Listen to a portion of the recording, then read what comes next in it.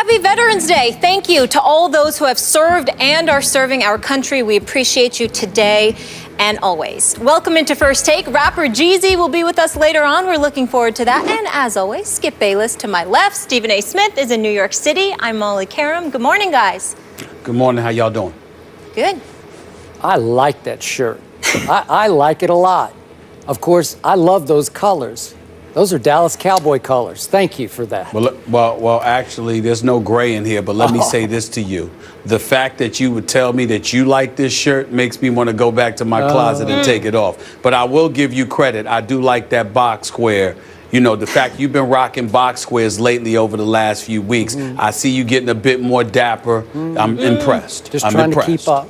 I'm impressed. Well, I'm glad you admit that. I'm glad you admit that. Stepping our game up. Stephen A. is also wearing Colts colors. And speaking of that, unfortunately, more bad luck for Andrew and the Colts. Andrew Luck will be out for at least a month with a lacerated kidney and an abdominal muscle injury. Both suffered on a fourth quarter scramble against the Broncos. This according to our Ed Warder.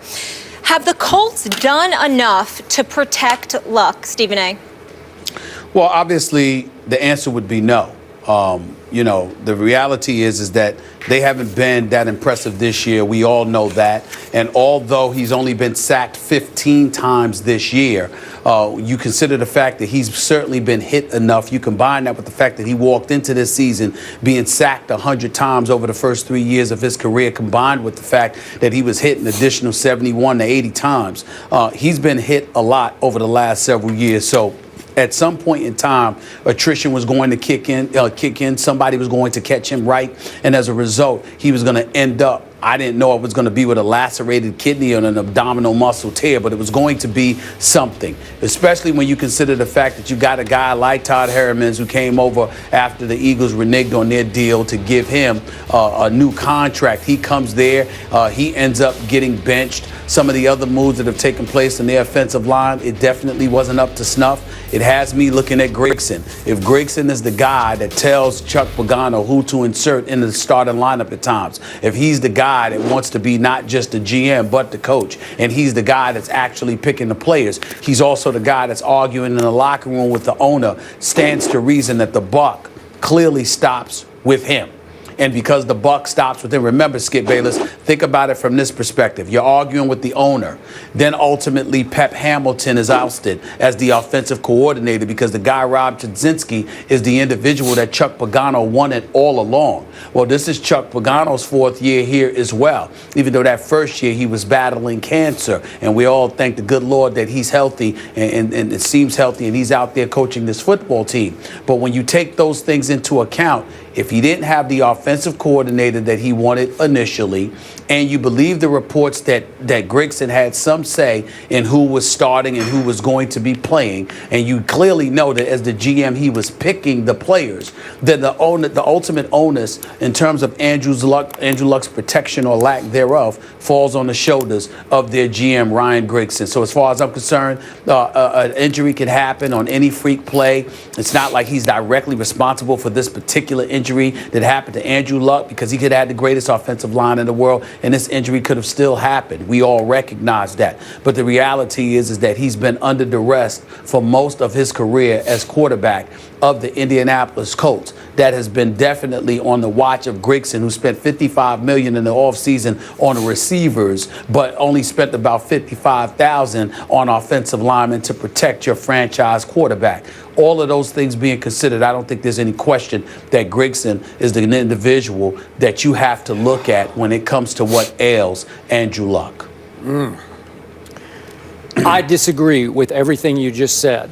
But before I get to everything. But before I get to why I disagree, allow me to say that even though I have not been sold from the start on Andrew Luck, especially as a first ballot lock Hall of Famer, this is a fine young man. I've always said that from the start, and I do feel for him. This is a serious injury. You just got one of these kidneys now, and if you get it lacerated, you don't want to mess with that. So I hope that the organization sees fit to keep him out as long as is necessary to get that completely healed up. That's no joke. God bless him. I hope he gets through it.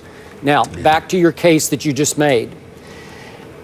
I'm not going to give Andrew Luck a pass here when all year long he's often struggled to throw a pass. And it hasn't always been because he was under duress, under fire by an offensive line that was makeshift or patchwork or whatever you want to call it. Andrew Luck, I admired his courage the other day, Stephen A. He finally just said, against the man I'm replacing here, the legend I'm replacing, I'm going to do everything in my power to protect my house against the man who built this house, Peyton Manning. So at Indianapolis, he said, if it takes me running the football, I will run the football. And I got to tell you, watching the game, I winced several times because Andrew Luck put himself in dangerous predicaments, especially on the play in question. I think we just saw it.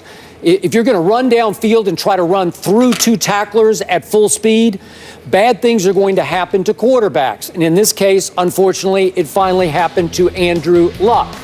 But again, was that the offensive line's fault? Nope. That was Andrew Luck on his own, just taking off saying, get out of my way, I'm hell-bent for making a first down.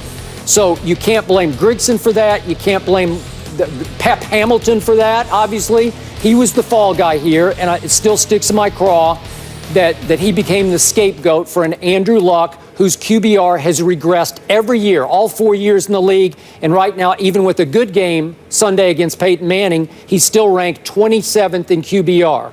On passes of 10 or more yards downfield, he's dead last in every category. Andrew Luck is. Why is that? We're seeing it happen to Aaron Rodgers in Green Bay. You want to do so much, you're trying so hard that you're going to hold the ball too long because you're waiting for somebody to come open deep, and maybe they're not going to get open for you.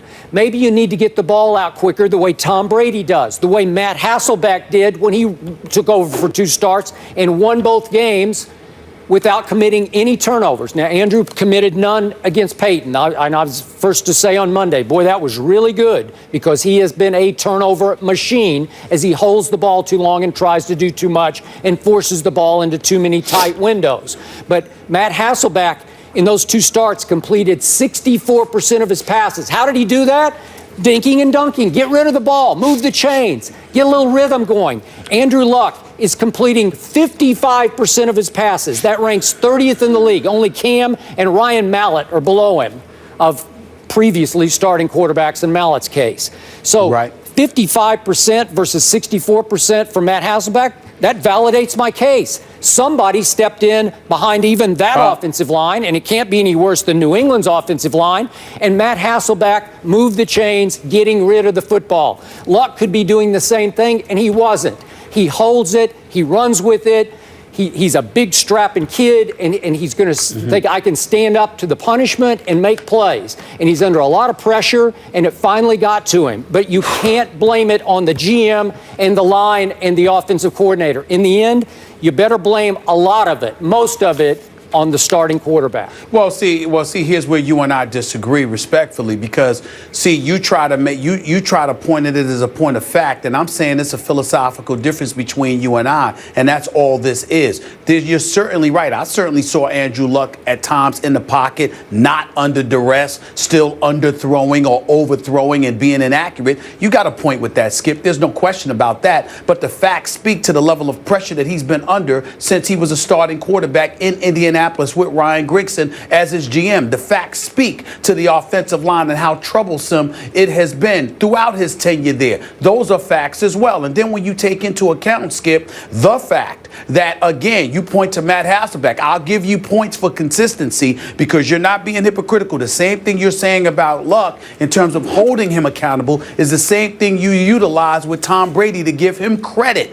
in New England with that patchwork offensive line. But I repeatedly say to you, it's not just about the quarterback, it's the system and what that particular individual is asked to do. With Matt Hasselbeck coming in as a sub for Andrew Luck, obviously, what is he, about 40 years of age. Yep. He's certainly no young spring chicken Yep. any longer. He's been around the league for a long time. He's a veteran. He knows how to play this game. But physically, due to age, attrition, etc., there are limitations to what he could do. So what happens? The offensive coordinator comes in there and he calls plays for Matt Hasselbeck to get rid of the ball quickly so he won't find himself under that duress. But when Andrew Luck was in the lineup, at least under the stewardship of Pep Hamilton, he was taking 3-step, 4-step drops, getting rid of the ball considerably later than he elected to do last week when Chudzinski stepped in as the offensive coordinator. So that's not an accident. When you look at the way that he performed against the Denver Broncos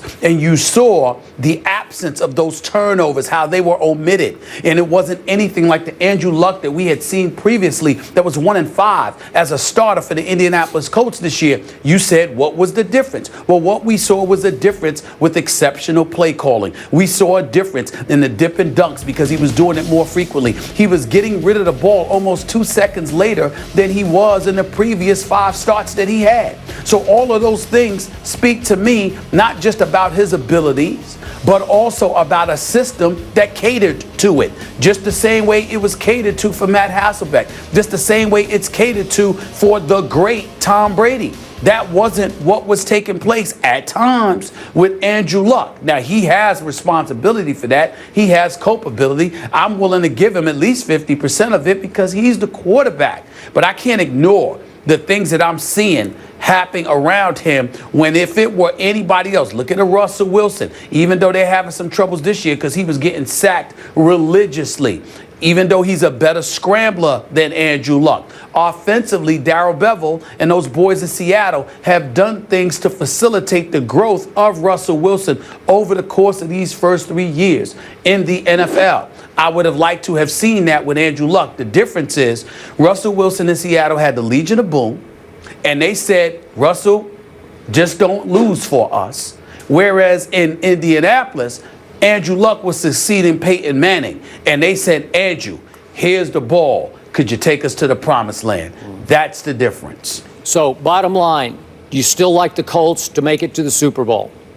I gave up on them after week 3. All Please. Right. But I don't think you should give up completely on them because this division is so bad that, and their schedule still looks so easy to me. I think Hasselbeck could win some games here. No. I had no doubt. I never had any doubt that they would, even when they were winless, I knew they would win the South. I believe that because there's nobody else in the South. Jacksonville, Tennessee, Houston, I mean, give me a break. I'm not even thinking about that.